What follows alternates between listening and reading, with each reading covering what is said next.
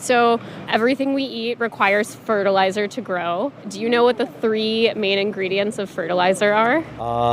Let's see. Nitrates, calcium. As what will most people just say? The S word.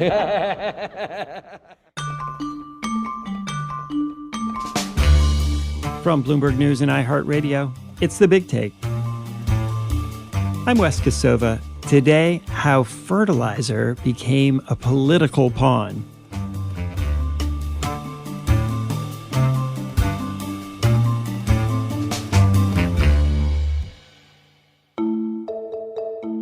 We talk a lot on this show about how the world being so closely connected means a shock in one part of the globe is often felt everywhere else, and sometimes in unexpected ways.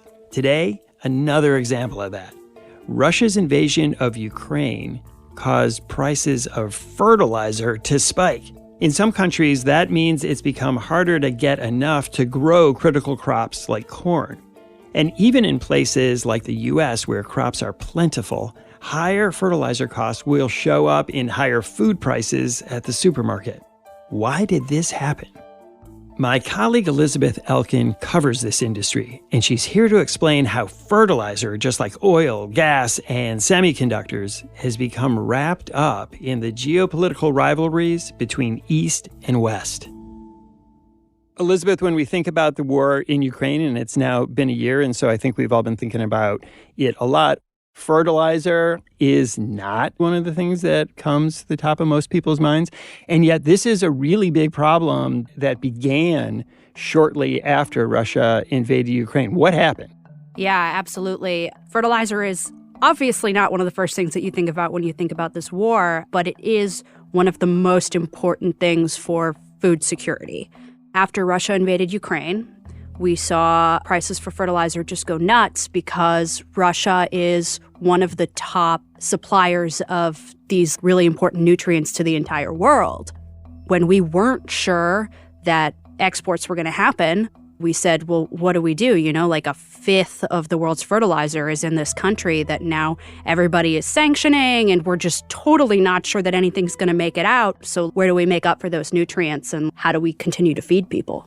If fertilizer prices are super expensive, then that means that it is way more expensive, even if you can get fertilizer, to grow crops. And so then that can help push up the price of crops. And so all of that plays into your food supply, right? So like, if it's super expensive to make crops in the U.S., we probably weren't going to see shortages of food, but we have seen like astronomical food inflation, and a big part of that is fertilizer. And one of the things we really did see that I think a lot of people noticed were grain prices, wheat in particular, rising because exports from Ukraine and other places had been kind of curtailed or cut off. But the fertilizer problem is something that goes into the years ahead.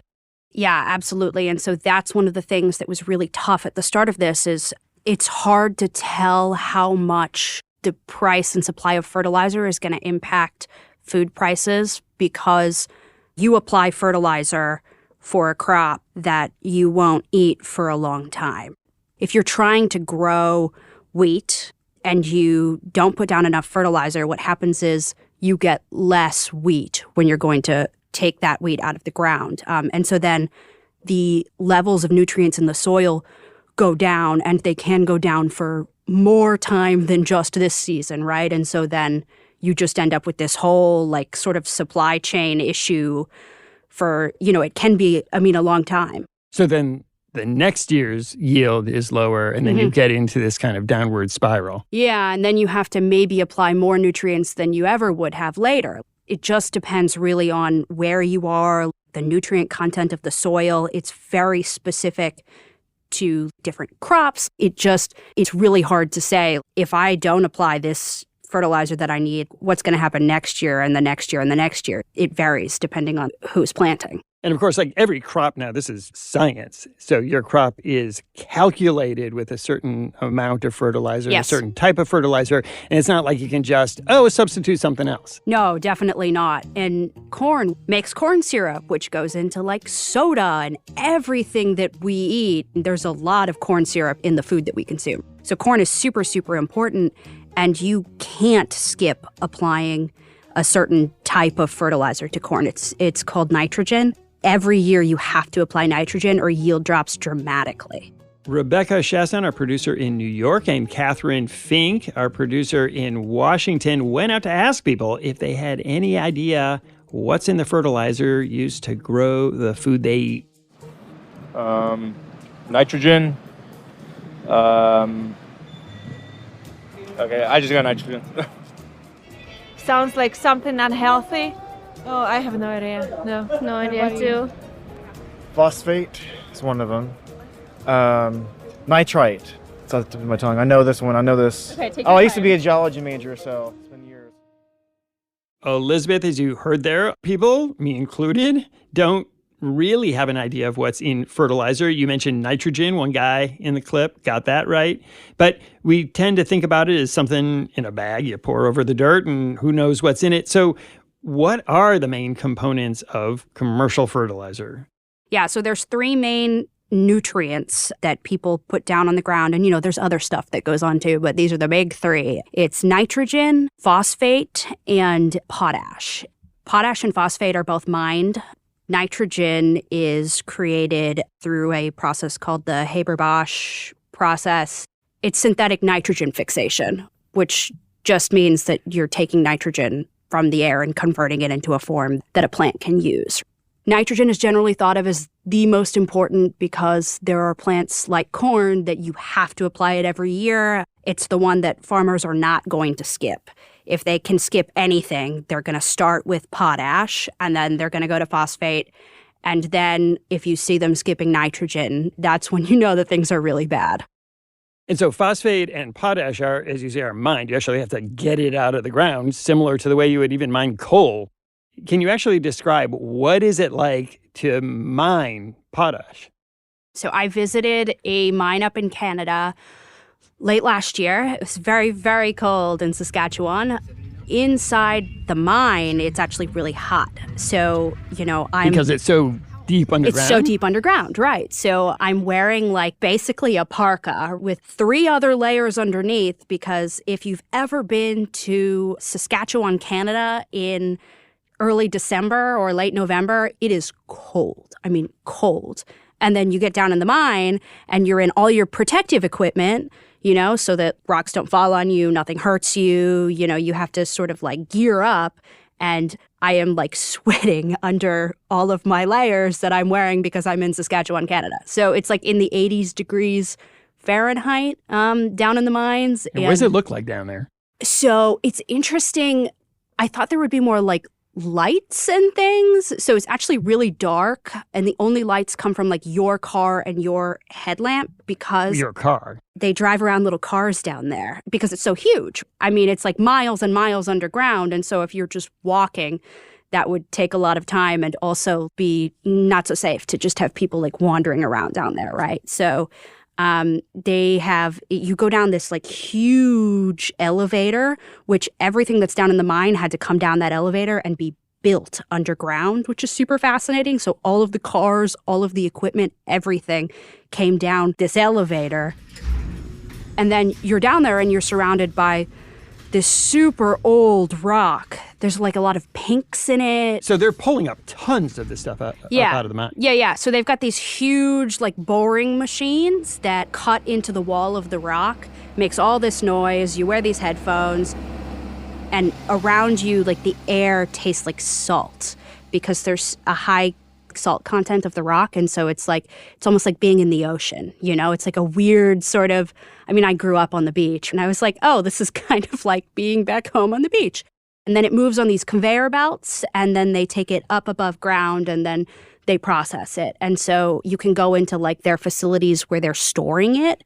And it's these huge, almost big mountains of snow, except it's potash. The thing about potash is the top 3 countries that you mine potash out of are Canada, and then it's Russia and Belarus. The U.S. and allies had already imposed sanctions on Belarus for other things before the war. And so that supply was already constrained. And then you get the issues out of Russia, right? And then suddenly countries that usually wouldn't go to Canada for this stuff, like knocking on Canada's door saying, please, please, please think of us when you are mining your potash. Like, we really, really, really need to secure potash. And there was another knock-on effect, which is from China, but it was kind of the opposite of what was happening with Russia. Is that right? Yeah, absolutely. So China has decided to keep a lot of product in country. And they're a big producer. And they're a big producer. A lot of product comes out of China. And usually they're a pretty big exporter. And they have mostly stopped exporting a lot of fertilizer. And so at the same time as you had question mark, will stuff come out of Russia? And we have seen very little product come out of Belarus since sanctions. You also have China saying, we want to make sure that we have supply in country. And the thing about China is it's really, really hard to tell what their fertilizer stocks look like. We just don't have really an eye on the ground on that. Even major companies kind of don't know what supplies in China look like. And so it's really hard to tell at what point they're going to say, okay, enough. We can just start exporting again. We don't think that's happening anytime soon. Elizabeth, please stay with me. We'll keep talking after the break.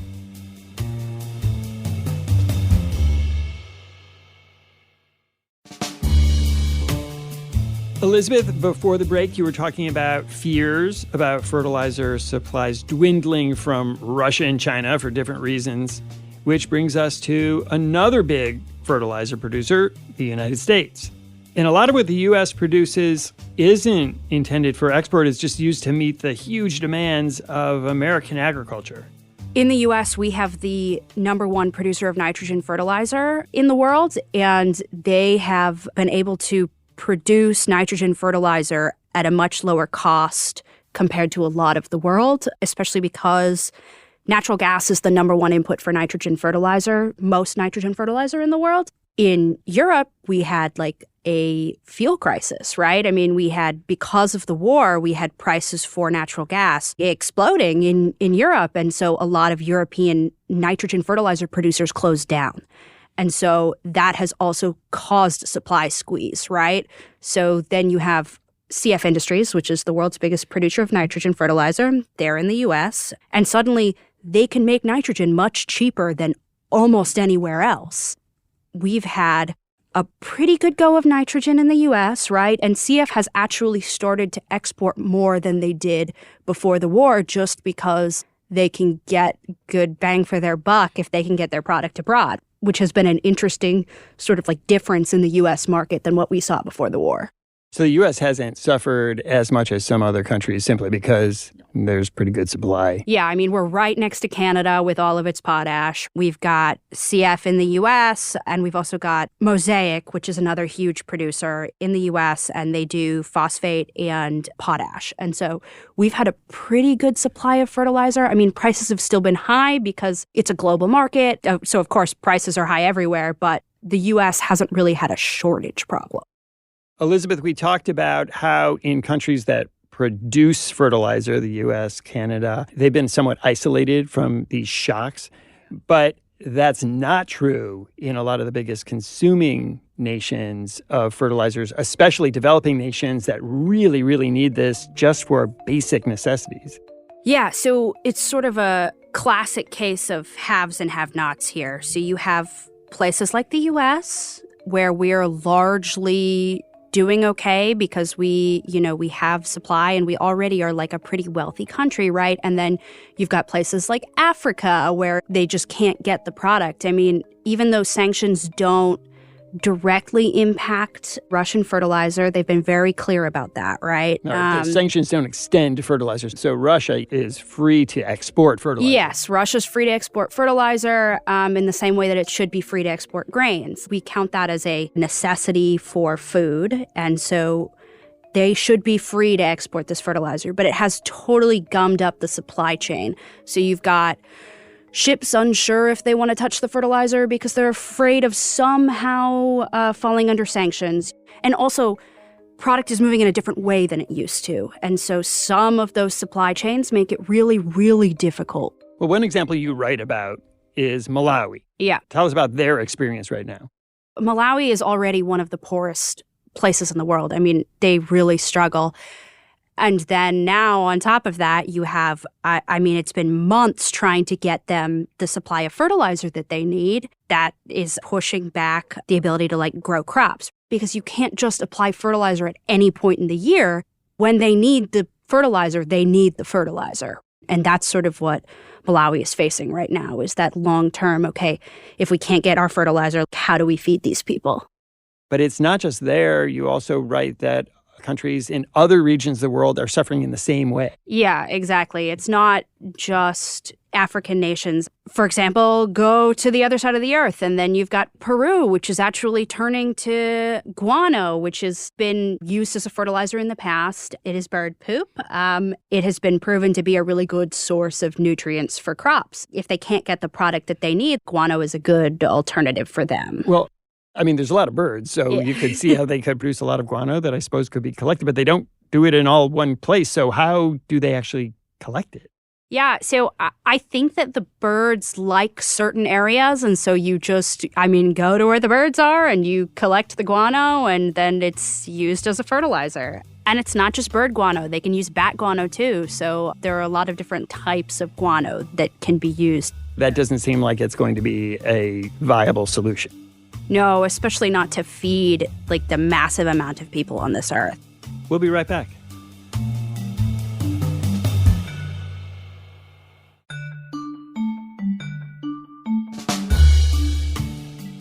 Elizabeth, given all the concerns that we're talking about, that there might not be enough fertilizer to meet demand, are there other fertilizers, other things that can be used to make up for the shortfall? A lot of people talk about manure. It's more difficult to collect large quantities of it than it is to just get the synthetic nutrients, right? And so you have that issue. But then you also have the issue of the reason why we originally created the Haber-Bosch process that makes nitrogen fertilizer is because people were worried about an impending food crisis. So if you look back historically, there were people talking a lot about how are we going to feed people? Population keeps growing, and the manure and guano and all of these other things don't create enough nutrients. There's just not enough of it. The nutrient content is also not high enough to continue to feed the growing population of the earth. And so when they created the way to make nitrogen fertilizer, that was considered the most incredible invention because it allowed population to continue growing. You can't really just say, okay, well, we can't get fertilizer, let's get cow manure, because it just doesn't work the same way. And, we talk about composting and stuff like that. It's a great way to reduce landfill, but it's not a replacement for synthetic fertilizer. Composting is great for your kitchen, et cetera, for your little farm or your little garden, but it doesn't work for a massive grains farm that's trying to produce tons and tons of corn to feed the world. So what is the solution? How eventually do we correct this problem and kind of turn the faucet back on of getting fertilizer where it needs to go? A lot of countries are trying to increase their in-country ability to make new fertilizer, make more fertilizer. So you've got grant money being thrown at it. You've got countries that are trying to make new alliances with other countries. And you've got countries that are trying to make different kinds of connections. So you have Brazil went to Canada and asked Canada, can you provide us with more potash? And so you get countries that are trying to build different connections in addition to trying to increase the amount of nutrients that they can make in country. There are also a lot of people that are working on alternatives to synthetic fertilizer. There's a lot of people who are working on microbes, using other kinds of technology to make fertilizer in a different way than it's made now. And the hope for that is that it can be a little bit more environmentally friendly too, because the way that we make fertilizer right now is not environmentally friendly. And there's also a lot that gets run off into waterways and oceans and, giant algae blooms and things. Fertilizer contributes to a lot of environmental problems. And so the hope also is that you can find something that might be a little less of an environmental hazard. So when you look down the road at someone who writes about fertilizer all the time, what do you see? It's going to be a while before we have anything that really, really is a major replacement for a lot of product. I don't think that anyone who is a professional, like in the fertilizer industry, thinks that anything will ever totally overtake synthetic fertilizer. But a lot of people hope that there will be something that can help take some amount of that off. And so not only does that help contribute to like keeping prices low because we won't be so dependent on all of these international markets and things, but also maybe it'll help solve some of the environmental problems that fertilizer causes. Elizabeth Elkin, thanks for coming on the show. Thanks for having me. Thanks for listening to us here at The Big Take. It's a daily podcast from Bloomberg and iHeartRadio. For more shows from iHeartRadio, visit the iHeartRadio app, Apple Podcasts, or wherever you listen. And we'd love to hear from you. Email us questions or comments to bigtake@bloomberg.net. The supervising producer of The Big Take is Vicky Vergolina. Our senior producer is Catherine Fink. Our producers are Mo Barrow and Michael Falero, with additional production support from Rebecca Chasson. Hilda Garcia is our engineer.